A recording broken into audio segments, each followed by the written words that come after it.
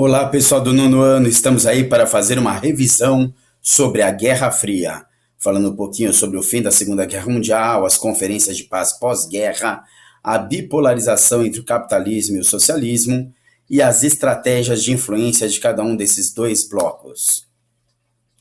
Quando a Segunda Guerra Mundial acaba, Estados Unidos e União Soviética realmente disputam a hegemonia mundial. Eu até comentei com vocês que parece que eles não aprenderam com a história. Lembra lá de quando a gente estudou a Grécia Antiga, de que Atenas e Esparta unidas venceram os persas nas guerras médicas e depois disputaram para saber qual teria hegemonia sobre o mundo grego nas guerras do Peloponeso, que acabou prejudicando a todos? Guardadas as devidas proporções, foi isto que aconteceu ao final da Segunda Guerra Mundial. Estados Unidos e União Soviética, ao invés de baterem as mãos e falar fizemos um bom trabalho, impedindo que o nazismo se espalhasse pelo mundo, começaram a disputar quem teria hegemonia pelo mundo. E aí os Estados Unidos, com a ideologia capitalista, o liberalismo, idealizado por Adam Smith, que previa a não intervenção estatal e a livre concorrência, e o lado soviético, com os ideais de Karl Marx, do estatismo, dos meios de produção nas mãos dos trabalhadores representados pelo Estado, com a estratégia do socialismo. Como estavam Estados Unidos e Europa após a Segunda Guerra Mundial? Os Estados Unidos tinham sido bem pouco afetados territorialmente. Para não dizer que não tiveram seu território afetado, tiveram uma base naval no Havaí, Pearl Harbor, que até vai ser usado como justificativa depois para lançar 2 bombas atômicas no Japão, Hiroshima e Nagasaki, alegando que o Japão os atacou primeiro, não é? Já a Europa, guardadas algumas poucas regiões, estava totalmente devastada e precisava de ajuda econômica para se reerguer. Nesse aspecto, nós vamos falar daqui a pouco, a ajuda econômica dos Estados Unidos vai ser fundamental para alguns países decidirem ficar do lado do bloco capitalista. Então, temos aí os Estados Unidos com o seu poderoso armamento, os soviéticos com seus soldados bem treinados e o mundo sendo bipolarizado por essas 2 grandes nações. Logo que a guerra acaba, começam algumas conferências de paz. Vamos falar de 2 principais aí. A Conferência de Alta praticamente divide a Europa, deixando a porção leste para a União Soviética e a porção oeste, a porção ocidental, para os países capitalistas. Já na Conferência de Potsdam, a Alemanha é dividida. Inclusive, a sua capital, Berlim, é dividida dentro do lado socialista. A Alemanha foi dividida em 2 partes, a parte ocidental capitalista, a parte oriental socialista, mas dentro da parte oriental existia Berlim, e Berlim foi dividida mais uma vez.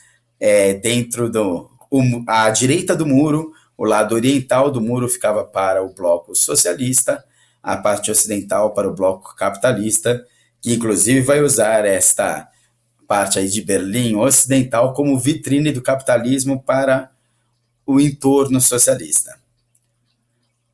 Essas 2 conferências, elas realmente puniram a Alemanha, assim como o Tratado de Versalhes tinha punido.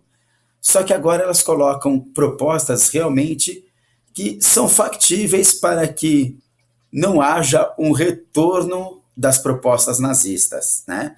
Não haja um retorno do fortalecimento da Alemanha. E tudo isso vai ser fiscalizado por um órgão responsável por cuidar da paz mundial, a Organização das Nações Unidas. Temos aí, então, os 3 grandes da Conferência de Alta, Roosevelt, Churchill e Stalin. E temos, dentro da porção oriental da Alemanha, Berlim, que vai ser mais uma vez dividida.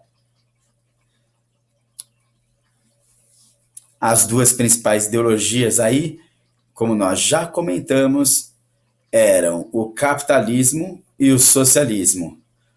O capitalismo do Adam Smith, que previa uma sociedade dividida em classes, com a economia de mercado, com ênfase na propriedade privada, e o socialismo, proposto inicialmente por Karl Marx, que defendia uma sociedade em teoria igualitária, com economia planejada e centralizada, estatal, e a ênfase na propriedade coletiva dos meios de produção.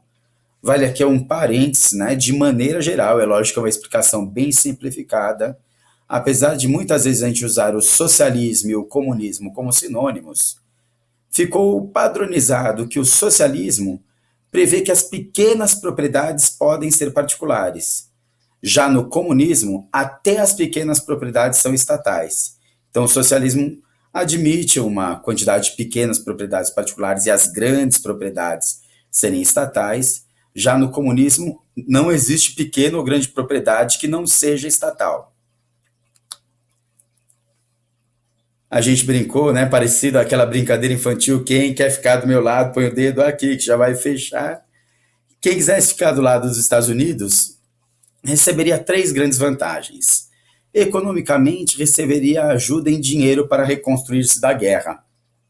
Esse foi um dos motivos do Japão, mesmo com duas bombas atômicas na cabeça lançadas pelos Estados Unidos, decidirem ficar do lado deles para poderem se reconstruir com a ajuda do Plano Marshall.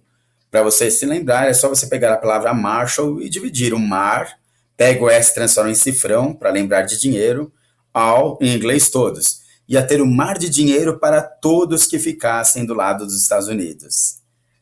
Já a ajuda militar foi pela Organização do Tratado do Atlântico Norte, praticamente um exército comum capitalista que ofereceria ajuda em casos de conflitos militares para quem fosse aliado do bloco capitalista. Para você lembrar que a OTAN é militar, é só lembrar que a OTAN tem muitos os tanques de guerra da OTAN, não é? Quanto à política, quem ficasse do lado dos Estados Unidos poderia receber a ajuda da espionagem da CIA, Central Intelligence of America, seria a ajuda oferecida para quem ficasse do lado dos Estados Unidos pela doutrina Truman. Para você lembrar, é só você pensar assim, ó, se eu for da Truman dos Estados Unidos, eu vou receber a ajuda da companhia deles, da CIA, né? E quais eram os benefícios oferecidos para quem ficasse do lado socialista, do lado da União das Repúblicas Socialistas Soviéticas? Economicamente, existiria uma grande vantagem. Você poderia comercializar com os países socialistas, entre eles a China, com uma enorme população. Então, quem quer comercializar com a China, fica do lado da Comecon. Militarmente, foi criada uma aliança também chamada Pacto de Varsóvia. É lógico que existe um grande poderio militar, mas só para você lembrar, as armas soviéticas, neste caso, comparadas com as capitalistas, seriam verdadeiras vassouras. Ixi, essa não deu, né? Mas Pacto de Varsóvia, vassouras. Reconheço que foi fraca. Politicamente também contaria com a espionagem da Kremlin General Bureau, a KGB. Então, a KGB poderia prestar os seus serviços de espionagem para os governos socialistas que precisassem espionar os seus opositores. Gente, espero que a gente tenha conseguido dar uma boa revisada aí nos pontos principais. Quem quiser dar uma conferida nesses slides, é só entrar no link aí, gg.gg/Guerra Fria Slides. Quem quiser acessar esse vídeo que você já está assistindo, mas se você quiser indicar para alguém, é gg.gg/Guerra Fria YouTube.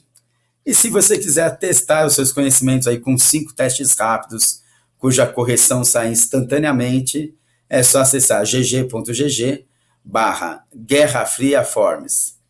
Espero que vocês tenham gostado. Até a próxima!